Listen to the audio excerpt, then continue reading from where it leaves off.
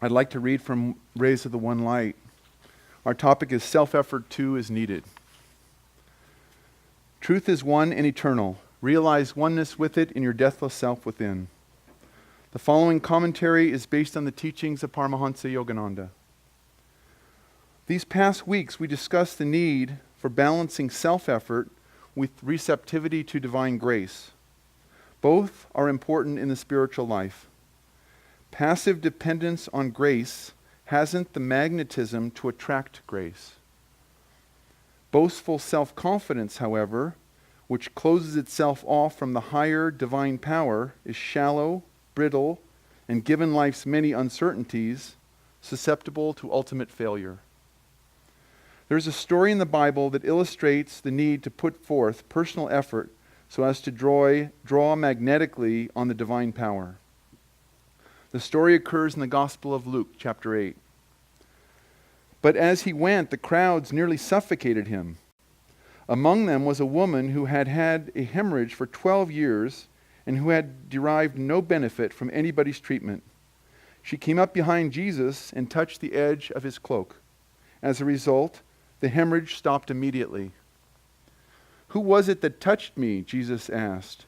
When everybody denied it, Peter remonstrated, "Master, the crowds are all around, pressing you on every side." But Jesus said, "Somebody touched me. I felt power going out from me." When the woman realized that she had not escaped notice, she came forward trembling and fell at his feet and admitted before everyone why she had touched him, adding that she had been instantaneously healed. "Daughter," Jesus said, "it is by your faith that you have been healed. Go in peace." Self-confidence and self-effort are necessary, as the ignition of a car is necessary to the motor. Of what use the ignition, however, if the motor itself will not work? Wise is he who recognizes the real power in the universe and guides his life by that supreme power. For it says in the Bhagavad Gita, in the 9th chapter, "To those who meditate on me as their very own, ever united to me by incessant worship, I make good their deficiencies and render permanent their gains. Thus, through Holy Scripture, God has spoken to mankind." Om,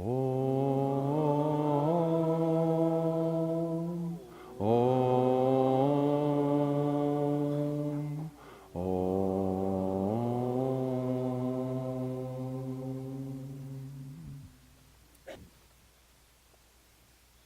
I'd like to read from Yogananda's Whispers from Eternity.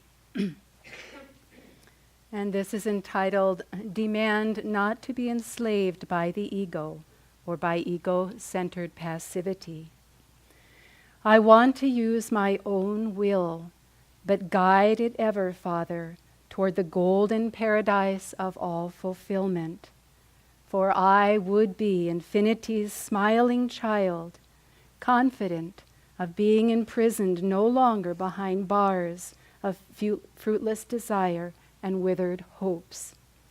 I would break the shameful cords of lethargy that have presumed to hold me and step fearlessly into freedom.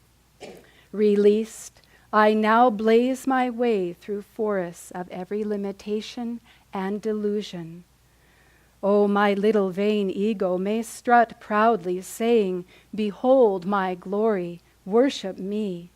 But I will look through its transparent form and behold thine unimaginable beauty, clothed in the subtle form of the whole universe. The silence-tuned hearing of my soul will ignore that tiny boasting masquerader, my little self impersonating thee, and will listen rapturously to the wind-borne fragrant music of thine own matchless voice, whispering across the ages, "I am He."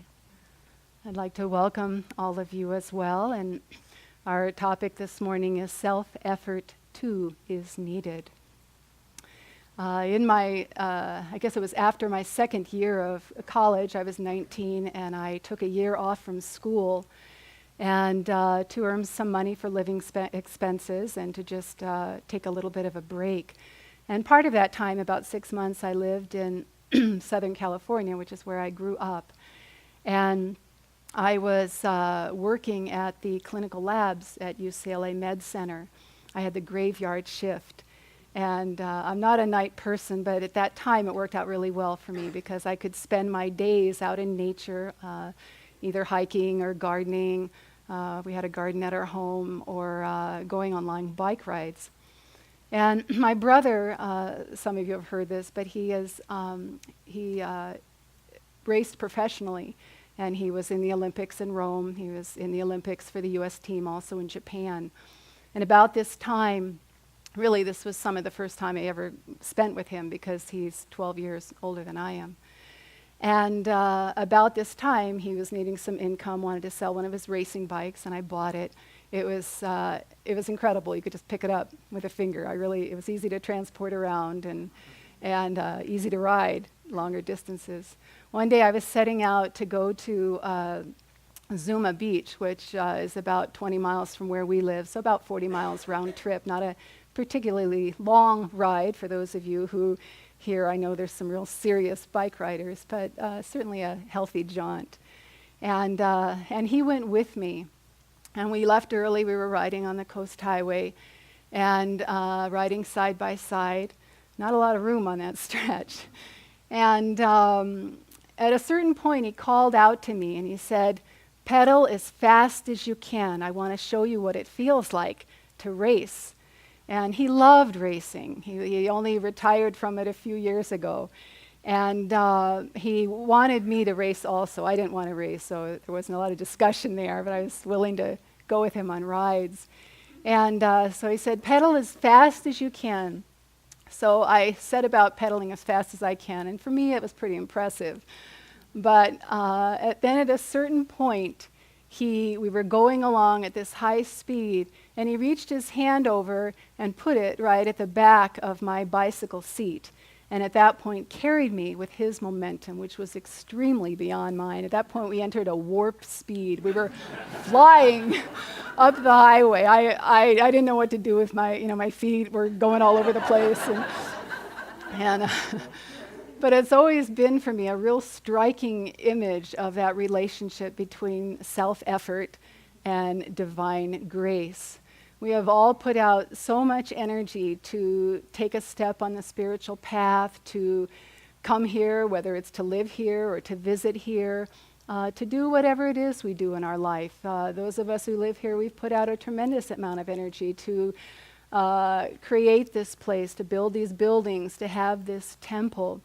An incredible amount of individual self-effort. And yet, what is the nature of that effort that makes us one of thousands of millions, that upon touching merely the hem of the garment of the Lord, all disease vanishes, all ignorance of the soul is gone, all delusion of Maya is gone? What is the nature of that effort? When Swamiji started Ananda in India not so long ago, he had just at that time completed his book, Conversations with Yogananda. And he set about fairly immediately recording television shows of this, 365 of them, one every day of the year. And sometimes it meant recording 10 or so a day, even more a day. It was a very huge undertaking. Not surprising if you know him. You know, you can look at his life, you can say, well, you know, he's a genius. He's incredibly creative. He has a brilliant mind. He spent 3.5 years with Yogananda when he was in his body. That's how he can do it. But to just step back a little bit and look at the life of Kriyananda is to see that he puts out a tremendous amount of self-effort all of the time in any undertaking he does. And so here he was setting about to do these programs, and his health isn't good, and it wasn't good, and it, for the greater part of his life, hasn't been good, and somehow he surmounts it. And he started to do these recordings, and Asha Praver describes this in her book, Swami Kriyananda as We Have Known Him. And she said a couple weeks into it, she was making him a breakfast, and she left it there at the table and came back shortly thereafter to find that he hadn't eaten a thing. And not only had he not eaten a thing, but his arms were on the table, his hands raised up, and his hands holding his head, which was bent over. And he hadn't touched a bite of the breakfast. And at that point she said, what's wrong? And he said, I don't have the energy to even lift the spoon. At that point she said all discrimination left her, and she just said, you don't have to do this. And she knew from experience she wasn't saying the best and highest thing and appropriate in her relationship with him, but she just couldn't help herself. And at that moment he paused, and then he said, I can't do this. I don't have the strength to do it. But Master can do it through me, and he has always given me the strength. And so he made his way into the other room that was set up as a studio, and he started to speak and do these programs. And she said, fairly immediately, you could just feel and see the energy flowing through him, the power coming through his voice. And she said by the time he got to the point where he was inspired to ask his listeners to give all of their strength, all of their courage, everything they had to the spiritual path, his voice was just ringing with the power of truth.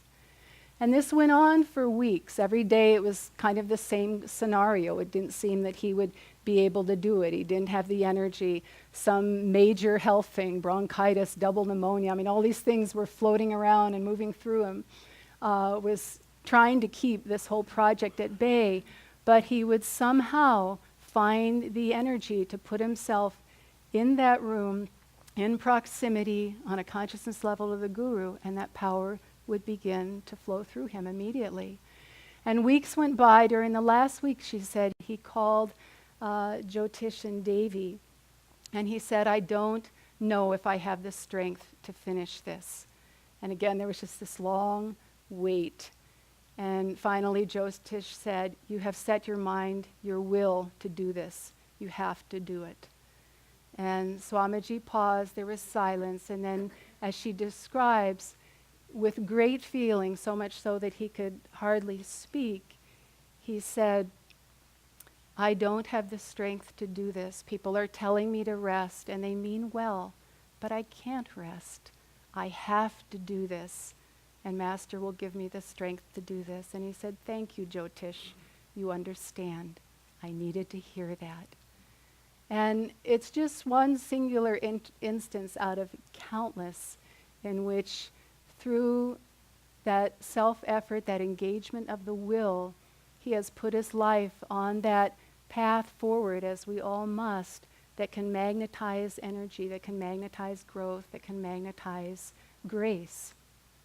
Yogananda had a dream in which once, and as he describes it, he was in the busy marketplace of India. Crowds all around, the smells, the chaos, the people, the masses. And he was looking out onto this scene, and in front of him walked so many people, and periodically one would stop and look at him, but also beyond him, way beyond him.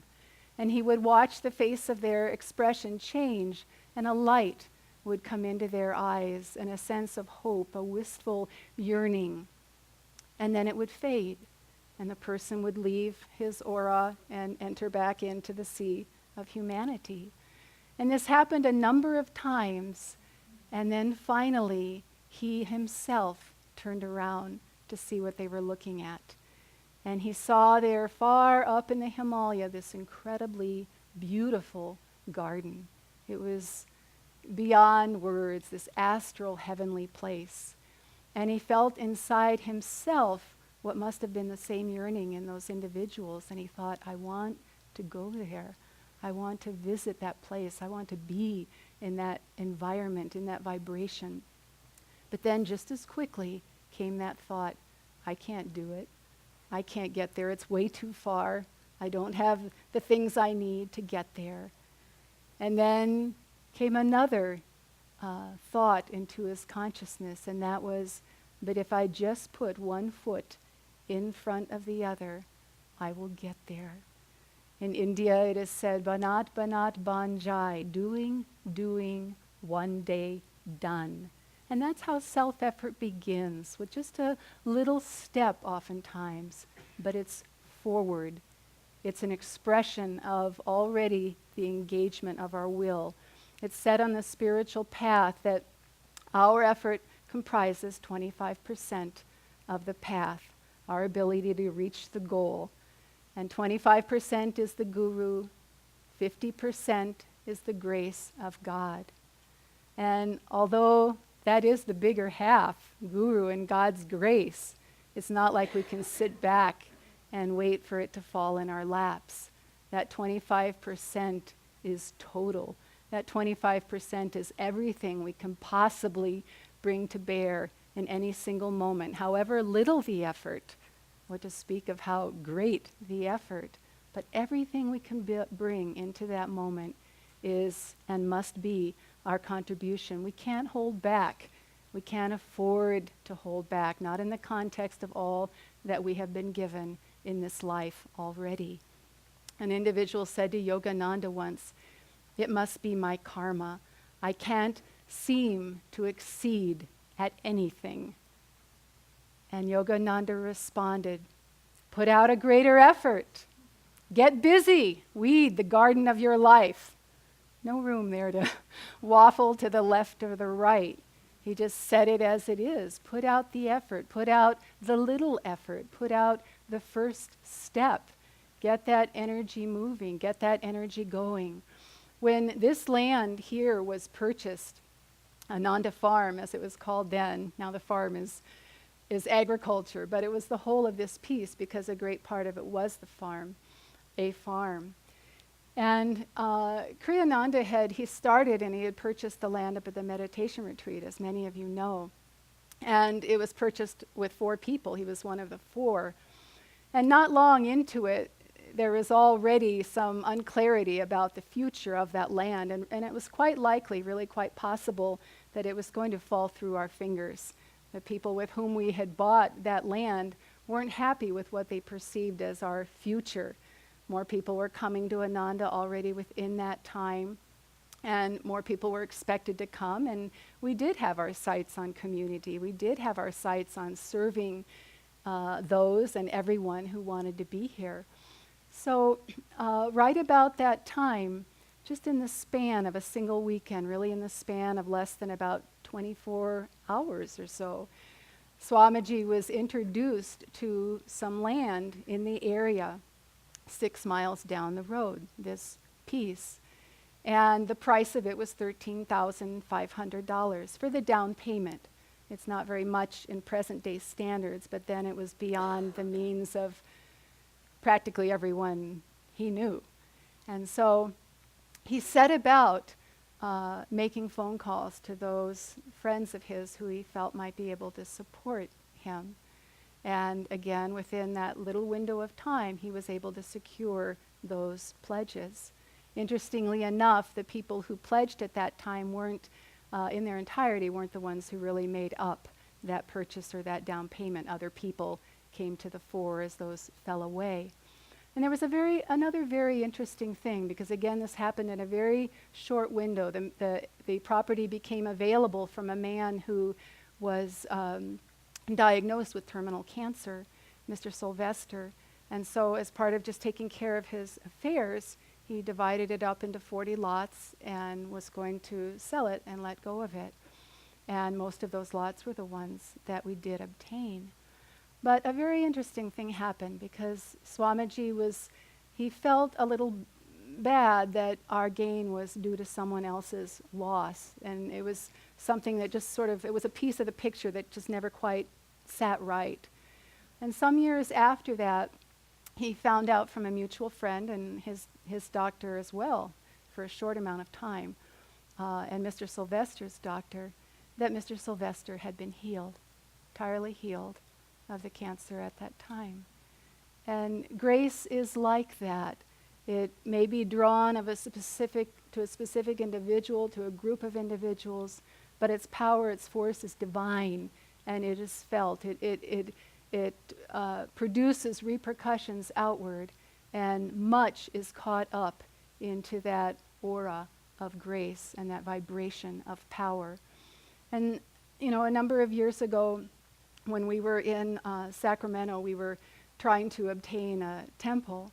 And that's a rather big project for a congregation, whether it be here or somewhere out there in our Ananda colonies or centers.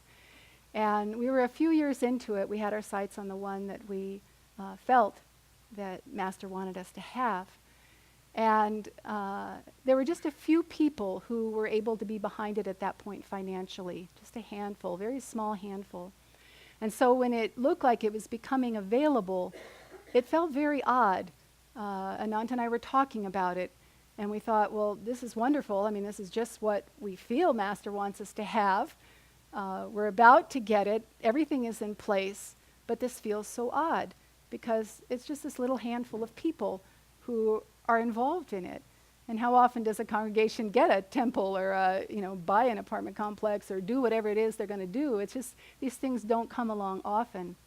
And the reason why it felt odd as we talked about it was because we know from our experiences, you all do, the power and the blessing and the grace that comes when we have to stretch, when we have to do something beyond what we think is presently attainable or even ultimately attainable, anything that we could possibly do, when we have to stretch, when we have to be put on the edge outside of our comfort zone, there's always blessing, there's always grace. Even if we don't perceive it, afterwards we do perceive it and we know it to be true. And so knowing that, it was like, why are so few people going to get this blessing? It's not like it's all about, we put in this much money and we get this much blessing. That's not it at all. But we put in this much energy and we get energy to meet that. We put out this much self-effort and we start to develop a magnetism that can only build and ultimately draws divine grace. And so that's why we were saying, this doesn't seem right. This is such a singular, unique opportunity. Well, as it turned out, we couldn't buy the mandir at that time. And I don't think it was so much a direct answer to our prayer as it was God just giving us a moment of pause to just reflect on that relationship between self-effort and grace, and to realize how connected those two are. Unless we are putting out the energy in some way or another, unless we are making the effort, Yogananda says, think of God as the doer. Now that's a very difficult, it's a simple statement, handful of words, but it's very easy to misinterpret. If God is the doer, if this is his creation, if this is his world, if this is his project, if this is his body, what do I have to do? And it sometimes can put us into a consciousness of passivity. Yes, God is the doer, but God can only be the doer when our level of energy comes up to that vibration. And so self-effort ultimately, as it builds, brings us into that resonance with divine vibration. And when we get into that state, that's the vibration that God responds to. You know, Yogananda, he said, I want to die with my boots on, talking about India. And he did. His Mahasamadhi, he was reciting his poem, My India, and he left, just like he said he would. We can interpret those words in a lot of different ways, but as I was meditating this morning and those words came to me, I thought of them in terms of self-effort. I want to die talking about India with my boots on. You know, I want to die living, in other words, I want to live this life. I want to live every part of this life in energy, in self-effort, in the quality of energy that it's going to magnetize grace and bring to me in this life what I'm seeking. Someone approached Yogananda and said to him, was very discouraged about his own progress on the path. And Yogananda was trying to encourage him. Wasn't sure if he could really hang in there, really sustain it over the duration, the course of his life. And Yogananda said to him, God is not distant. God is near. And the man said, but you're a master. Now the response most of us know is, what do you think made me a master? And that is, Yogananda did say those words. But he also said, all souls are equal in God. All souls are equal in God. The only difference between you and me, Yogananda said, is that I made the effort. I showed God that I loved him, and God came to me. Love is the magnet from which God cannot escape. Those were his words. And so when that self-effort, just that little bit, it's not like we have to leap off the cliff tomorrow.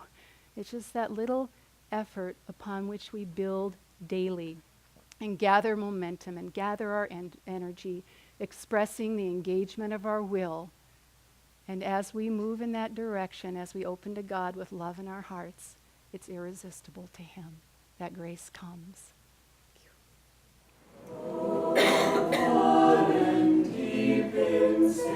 you.